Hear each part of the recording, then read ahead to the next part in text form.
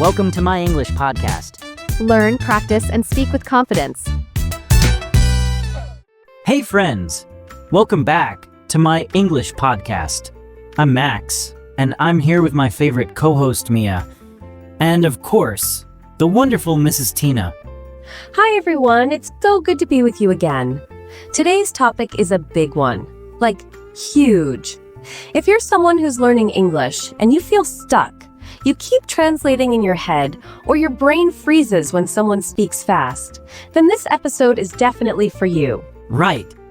I think every learner faces this at some point. I used to be like that with French. I'd hear something, then think in English, then try to answer in French. By that time, the conversation had already moved on. Same here with Spanish. And that's the trap, right? Translation feels safe, but it actually slows you down. You can't really flow in a language if you're translating all the time. So today, we're going to ask the big question. How can you stop translating and start thinking in English? Mrs. Tina, please save us from our language overthinking. Haha, it's such a common struggle, Max. But the good news is, it's not your fault. Your brain is just doing what it's used to. It learned your first language deeply over years. Now, when you learn English, it wants to use that same path. Hear English, think in native language, respond. But with practice, you can change that path. Okay, but how? What's the first step? Start with very small moments of English thinking. You don't have to go full English mode in your mind all day. Just take a few minutes, maybe while brushing your teeth, and describe what you're doing in English. I'm brushing my teeth. The water is cold. I like this toothpaste. It smells like mint. Keep it simple. So it's like narrating your life in baby English? Exactly. We call it mental immersion. And the best part is, you're building connections between English words and actual experiences. Not a translation. A direct link. That's actually doable. I can picture myself doing that while cooking. I'm chopping onions. I need more oil. Don't burn the garlic. Haha. And for me, maybe while walking my dog. He's sniffing everything. That car is loud. Why is he chasing the squirrel? Yup, that's my life. Perfect. These little moments train your brain to think in English without pressure. And over time, your brain starts choosing English automatically without stopping at translation. So it's like making English your brain's second home. Beautifully said. Yes. But it also helps to reduce the fear of mistakes. Many learners keep translating because they want to sound perfect. But trying to be perfect actually keeps you slow and nervous. Oh, yeah, I've seen that. People freeze because they're scared of grammar or choosing the wrong word. Exactly. But fluency isn't about perfection. It's about confidence and connection. People will understand you even if your sentence isn't 100% perfect. So let go of the idea that every sentence needs to be textbook correct. That's really freeing. Like we can relax and just communicate. And here's another tip. Use easy English on purpose. Some learners think they must speak with big vocabulary to sound smart. But even native speakers use very simple words. If you speak with clear, basic English, people will understand you better and you'll feel less pressure. Right. Like, instead of saying, I am experiencing gastrointestinal discomfort, you just say, my stomach hurts. Haha, Max, please don't ever say the first one again. Exactly. Simple is powerful. And when you stick with simple language, you give your brain less to worry about. That helps you stay in English, not jump back into translation mode. Okay, so we've talked about small mental moments and using simple English. What about during real conversations? Like, when someone talks fast or uses slang, I still freeze sometimes. That's a great point. When you don't understand something, your brain panics and tries to translate or guess. But here's the trick, don't focus on every word. Focus on the meaning. You don't need to catch every single word to understand the big picture. That makes sense. Sometimes I listen to native speakers and I miss a word here or there, but I still get the idea. Exactly. That's how fluent speakers listen. They focus on keywords, tone, context, and rhythm. Not every syllable. So if you hear, "Hey, wanna grab a bite later?" Even if you miss one word, the tone tells you it's an invitation. Don't panic. Respond to the feeling, not the dictionary. Ooh, I like that. Respond to the feeling. That's so human. So, how do we practice this type of listening? Like, is there a method? Yes. I recommend something called lazy listening. You watch an English video or podcast, but instead of trying to understand everything, just relax and let the sounds wash over you. No subtitles. No pausing. Just vibes. Haha, lazy listening. I love the name already. It helps you get used to the flow of English. Your brain starts to recognize patterns, common phrases, intonations, transitions. Over time, you'll understand more naturally without stopping to translate. So it's kind of like building your ear muscles? Yes. Just like how your body gets stronger with repeated movement, your brain gets better at catching English through gentle repetition. What about reading? Can reading help us stop translating? Absolutely. But again, you have to choose the right material. If a text is too difficult, you'll end up translating again. But if it's at your level, or just a little higher, you can guess meaning from context and keep going without stopping. So no academic journals then? Haha, probably not. Start with simple short stories, graded readers, or subtitles in English. And here's a pro tip: read out loud. When you read English aloud, your brain processes the language in a deeper, more connected way. Okay, wait, so now we've got talking to ourselves in English, lazy listening, reading easy stuff out loud, and focusing on meaning over words. Yep. It's like building a new mental language path. Every time we choose English instead of translating, we're making that path stronger. Exactly, Max. And the more you walk that path, the more natural it becomes. You'll stop needing translation, not because someone told you to stop, but because your brain has learned a better way. You know what's funny? I think we all imagine there's some magical switch where suddenly one day we start thinking in English. But what I'm realizing now is it's just practice. Quiet, daily, repetitive practice. Yes, like it's not about doing one big thing, it's about doing lots of little things. Over and over. And eventually, they become automatic. I think that's how we learned to ride a bike too, right? At first, every movement felt scary and awkward. But now, we don't even think about it. That's a wonderful comparison, Mia. Fluency is just comfort built over time. But what's even more important is removing fear. Many learners don't make progress because they're scared to sound wrong. But the truth is, nobody learns without making mistakes. In fact, the people who improve the fastest are often the ones who make the most mistakes and just keep going anyway. So basically, fall off the bike a bunch of times and keep pedaling. Yep, and don't be embarrassed if your pedals squeak or your English sounds weird at first. That's all part of the journey. Exactly. And here's something else that helps with thinking in English: labeling your environment. You can walk around your room or your house and point to things while saying their names in English. Window, chair, laptop, pillow. Then try to make short sentences. The window is open. My laptop is charging. I do that with sticky notes sometimes.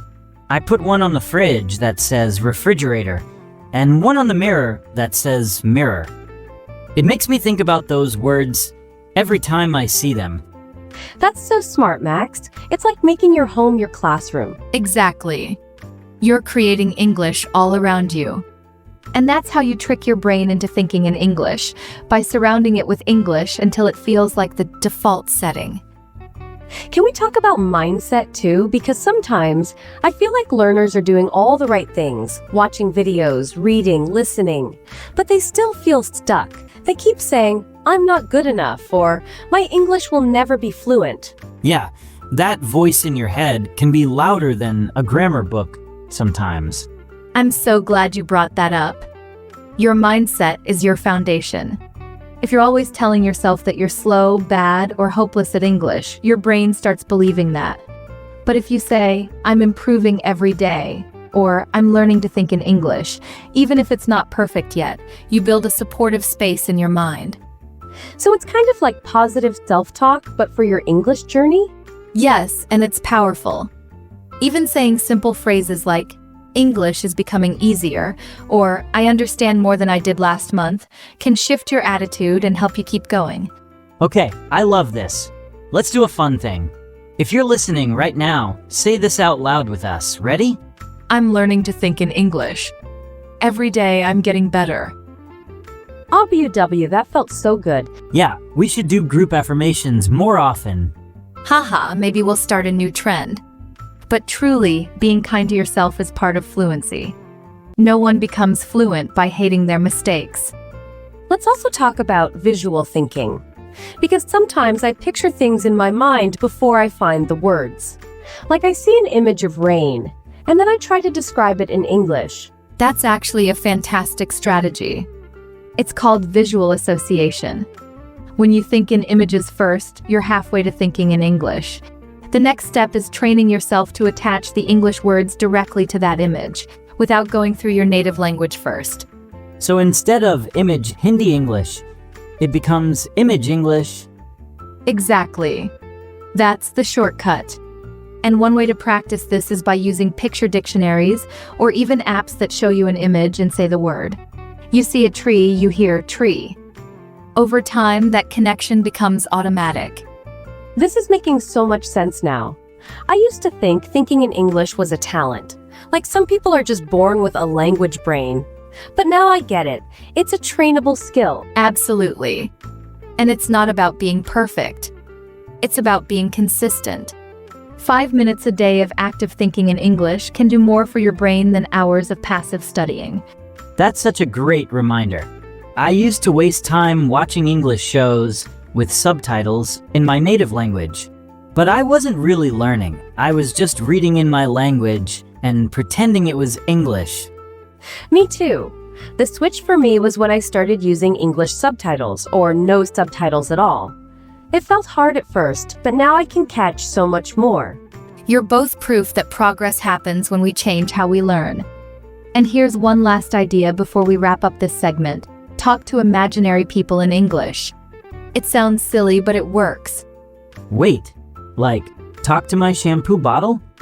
Haha, or give a speech to your toaster. Exactly. You can pretend you're ordering coffee, or giving someone directions, or having a debate with your cat.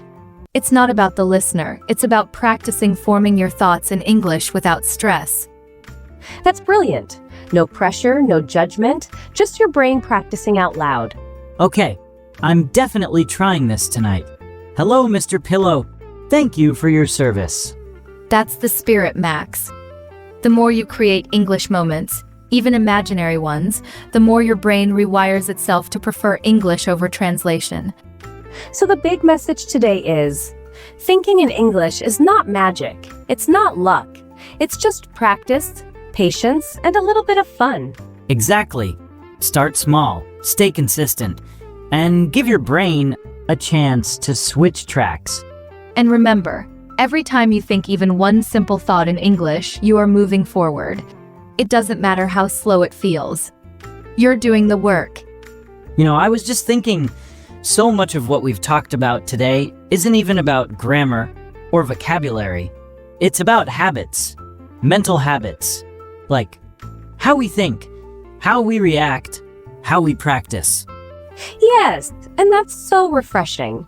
Because sometimes, English learning feels like this giant mountain full of grammar books and memorization. But today, it feels more like building a new daily rhythm. That's a beautiful way to put it. Learning to think in English is less about climbing and more about walking. You're walking the same path every day gently without pressure. Some days it's quiet. Some days you go faster. But you keep showing up. So let's say someone's listening right now and they're thinking, okay, I get it. I want to think in English. I'm motivated, but I still don't know exactly what to do. Can we give them a daily plan? Ooh, I love that. Like a mini Think in English routine? Of course. Let's build a 5-step daily routine that anyone can do, even with a busy schedule. Perfect. What's step 1? Step 1. Start your morning with a simple English sentence in your mind. When you wake up, instead of thinking, "Ugh, I'm tired," try thinking, "Good morning. I need coffee." Or, "I have work today." It can be simple, even funny. Just make it English. Nice! So we're setting the tone for the day. What's step 2? Step 2. Pick 5 things around you and describe them in English. Out loud if you can. My phone is charging. The window is open. I like this chair. No need to be poetic, just observe and describe. Kind of like turning your room into an English learning zone? Exactly. Now, step 3. Listen to 5 minutes of English, podcast, song, video without subtitles. Don't try to understand every word. Just feel the rhythm. Let the sound enter your mind like background music. So that's our lazy listening time. Yes. Then, step 4. Have a short imaginary conversation. Maybe you imagine meeting someone new or ordering lunch. You can even say both parts of the dialogue. It might sound silly, but your brain doesn't care. It's still powerful practice. I'm definitely going to order an imaginary pizza later. I'm going to ask my lamp how her day was. Haha, wonderful. And finally, step 5. Before bed, review your day in English. Just a few sentences in your head. Today was a long day. I finished work late. I watched a movie. It was funny. Again, don't translate. Just say what you can using what you know. So simple. And it doesn't even take an hour. Exactly. It's not about time, it's about frequency. Short, repeated English thinking moments are like water drops shaping a rock. They add up. They change your brain. And the best part, no textbooks, no pressure, just life. That's right. English is not just something you study. It's something you live. And you can start living it today, even if your sentences are small, even if you make mistakes. Mrs. Tina, this might be one of my favorite episodes ever. I feel like it's not just about language. It's about self-trust. Totally. It's about choosing to believe that your brain can do this.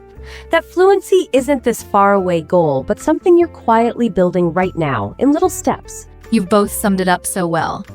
To everyone listening, be proud of yourself. You're here. You're learning. You're trying. That already makes you successful. And if you're listening and thinking, "But my English still feels slow," don't worry. That's normal. Thinking in English takes time. But you're already on the path.